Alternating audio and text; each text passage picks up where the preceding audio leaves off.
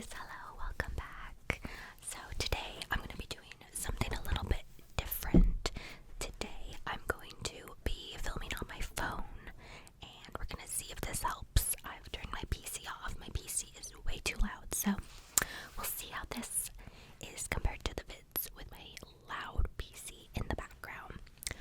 I'm thinking this will be a lot better. So let's jump into some ASMR. Yay!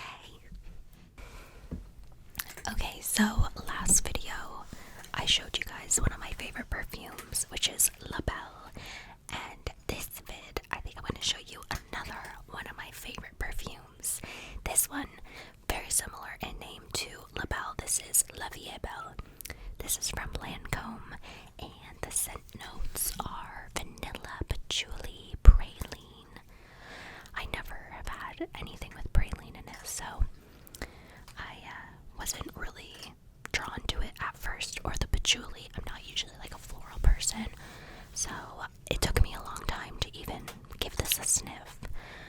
But thanks to TikTok, I love TikTok, saw this in a lot of people's reviews, collections, daily perfumes that they wear, all that, and I saw this a lot, and the reviews are really good on like Sephora, on Shoppers, so I decided to give it a try, and I love it.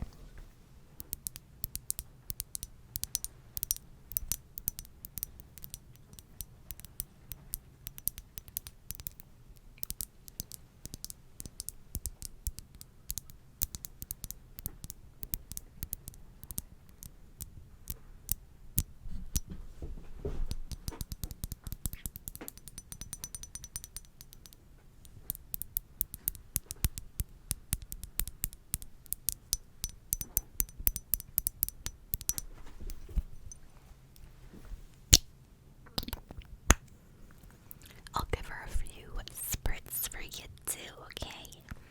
But I can't spray a lot because it actually is pretty strong and very sweet, so unfortunately I can't sit here spurts in it all damn day for a clip.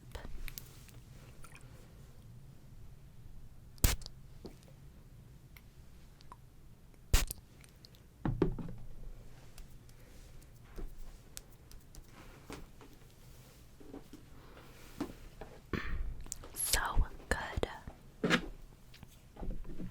I'm so happy I found this perfume. I'm glad that I finally gave it a try.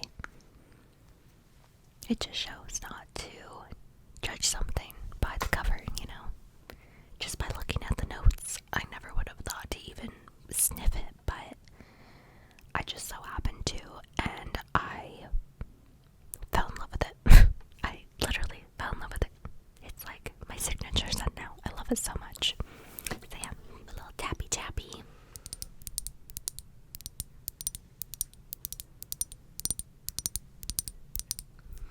It's a really pretty bottle, and it comes with this cute little bow on it. Gorgeous. Oh my gosh, it is so sweet. Like, definitely sweet. But it's really gorgeous, and it lasts forever. Love that. And yeah, one of my favorite perfumes.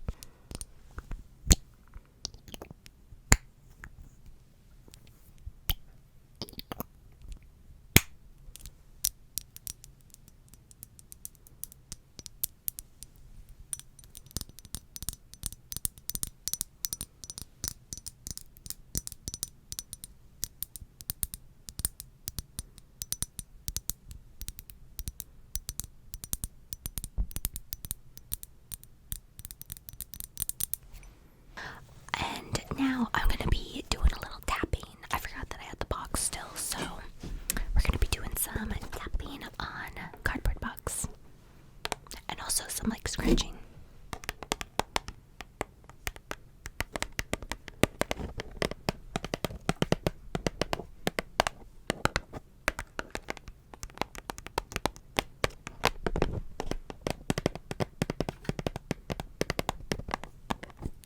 The front of this box has like an interesting rough front, so we're gonna try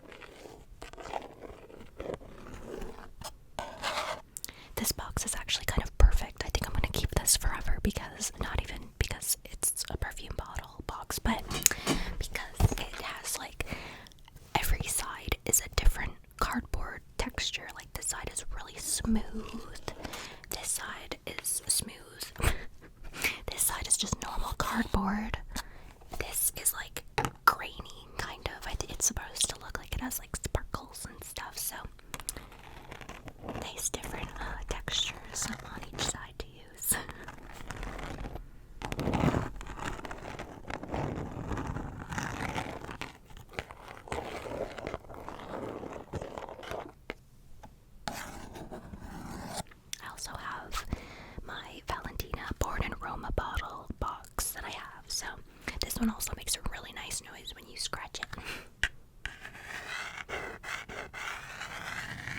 Well, it'll either sound good or really bad to you, depending.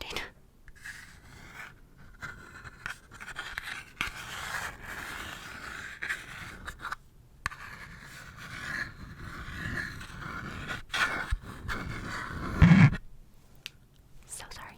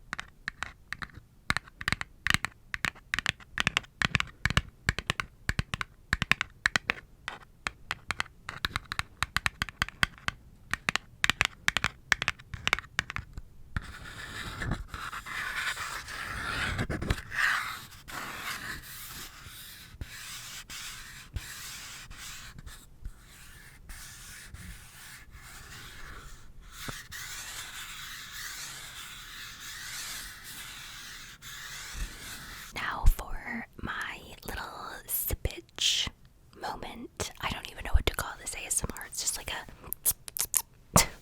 I normally have water, but I have some iced coffee from Timmy's today, so we're gonna be doing some sippaging with some good old Timmy's. Does that even sound good? Probably not. Give it a nice good swirl.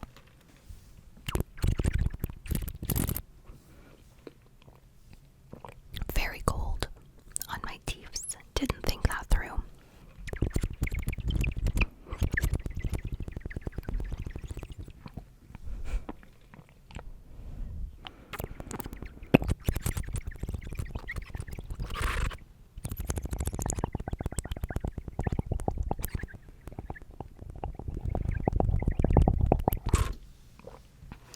You kind of have to get it at like the right. You have to get the right amount of liquid in your mouth. It's hard, okay? It's rough out here.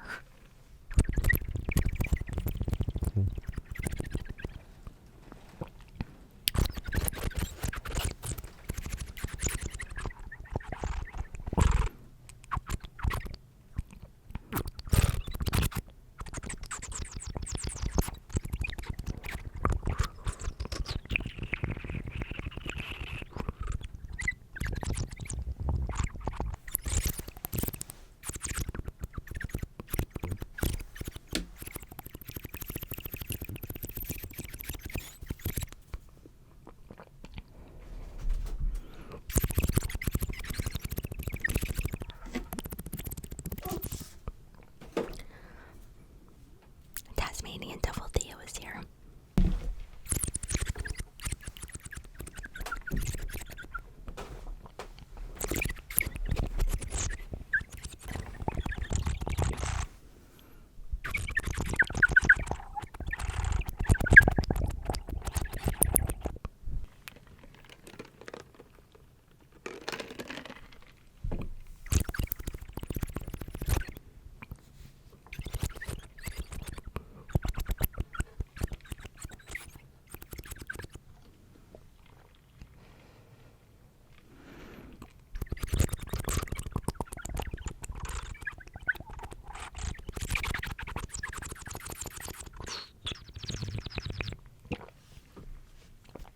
Almost choked.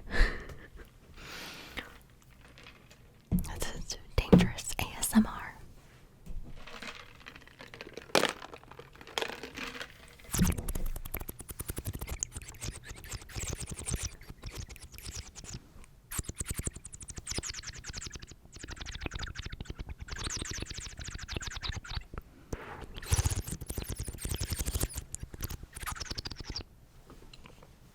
Delicious.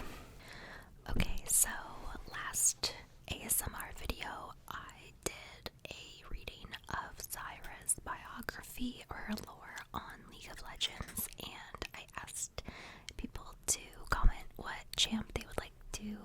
see me read next. So today I will be reading Rakan. This is for Mars, dedicated to Mars. Thank you, Mars, for watching my ASMR and cheering me on and loving my ASMR. I appreciate you.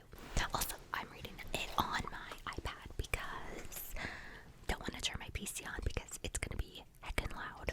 So, yeah, let's get into this lore reading. Okay, let's get started. I had to pause for a little bit because Theo decided to use the litter box. Okay, also, please forgive me if I don't pronounce things correctly. I'm not good at reading. I'm illiterate. Okay. Rakan, the Charmer. The Lotland Vestaya once lived on the ancient mystical borders of Ionia's deep forests on the eastern island of Quaylin. It was a place where magic was breathed like air, and time had little meaning. To these chimeric creatures, the lands of mortals were an unforgiving desert, virtually devoid of magic, and over the centuries that desert only grew, encroaching on the Vestaya's territories. Sorry, why am I like... Rakan was born into a tribe in decline, yet he never gave up hope. Like his brethren, Rakan watched as human settlements continued to expand, damming the flow of Ionia's wild, chaotic magic for their own safety. Many tribes sent emissaries to negotiate with them, securing treaties to protect the mystical energy the Vestaya needed to thrive. Yet over and over again, these promises were broken. Disillusioned, most Vestaya became increasingly isolationist as they clung to their remaining lands. But young Rakan advocated a different path. The battle dancer believed that mortals could be convinced to let wild magic run free if they could only appreciate its beauty, and he boasted that he was the one to make them see it. For this, he was labeled Mutaka. Distrusted as a human sympathizer and collaborator, Rakan left the lowland tribe determined to spread the song of his people across Ionia. He was an entertaining rogue, a welcome performer at any tavern or village carnival, but over the years he realized that was all he was to mortals. No matter how many dances and songs he performed, no matter how much he enthralled the crowds, he merely provided diversion to drunken revelers. Rakan grew restless, finding himself without purpose, until he had a chance encounter with Saya, a fellow lowland, at the harvest festival in Flanco. Seeing her in the crowd, Rakan sang one of his old songs, entrancing the entire town with his gleaming plumage. Though countless human and Vestayan women had fallen for him in the past, this violet raven seemed immune to his charms, though not uninterested. How could she see him and yet choose not to follow him? It was a puzzle with no easy answer. Damn, Saya's like, you gotta chase me. Intrigued, the battle dancer approached Saya and asked after the welfare of their tribe. When she told him that the lowland had lost the last of their lands, Rakan howled with rage. This finally seemed to impress Saya, and she assured him that there was still hope. She was part of something greater, a rebellion of sorts, to take back what the Vestaya had lost. Not just for the lowland, but for all the tribes. Rakan was thunderstruck. Here was a chance for him to redeem his people, a cause he was willing to die for. He implored Saya to let him accompany her, and she agreed, as long as he carried his weight. Period. And as Saya would soon learn, Rakan's dances were as impressive in battle as they were on stage. He called himself the greatest battle dancer in lowland history, a boast that none could refute. His grand entrances and dazzling acrobats distracted and befuddled enemies before Zaya felled them with her razor-sharp quills. Quills, quills, quills, quills, quills. In any dangerous situation, they fought together with uncanny harmony. During their travels, Rakan became fascinated by how Zaya interacted with the world. She seemed always prepared, aloof, and focused, whereas he was absent-minded, affable, and lacking seriousness. Although Rakan would often forget her carefully laid plans, he made up for it with his ability to read the emotions of others, using charisma and insight to persuade them. The two Vistaya were so different, and yet they achieved great feats, each one's strengths complementing the other's weaknesses. Soon enough, Rakan couldn't imagine life without Zaya, and it was clear that she felt the same for him. The pair pledged themselves to each other in the midst of a ruckus tavern brawl.